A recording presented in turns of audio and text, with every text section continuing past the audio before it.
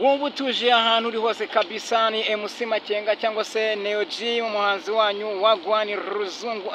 Ni umwaka mushya muhire kandi wa 2025, muzawurye ntuzabarye Wagwan. Gira ngo muri kureba kuri kamera za Makenga TV, ahantu hamaze imyaka myinshi cyane mu mujyi wa Kigali rwose, aho muzi ku mugore ucira amazi.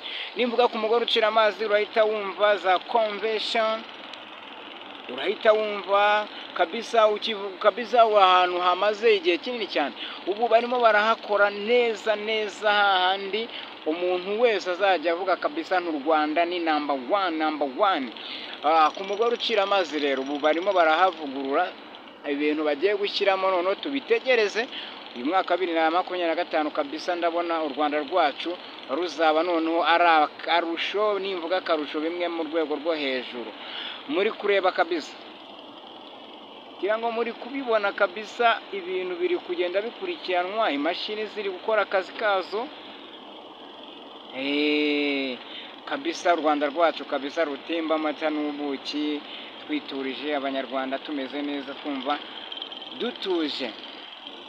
Ahantu nkigera mu mujyi wa Kigali, cyo nibuka nuko iyo nageraga mu mujyi nkanyuraho gutya, nabo ati umujyi nawugezemo mvuye mu ntara nahihibikanye, mvuye ati Kigali.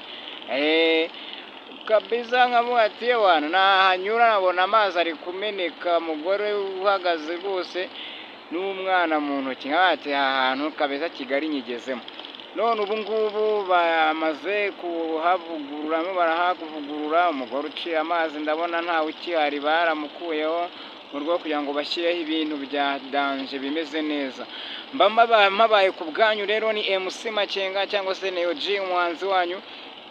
Umwaka wa 2025 kabisa ndawubifurije kabisa, kirenga ibintu ni neza aho muri hirya no hino abanyarwanda, aho muri hose. Bumba ndi hano ku bwanyu mbereka kabisa igikorwa uko gihagaze, umujyi wacu ukuntu uri gutegurwa neza.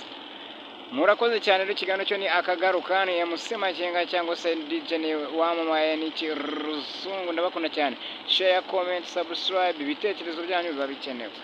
Ndabakunda cyane.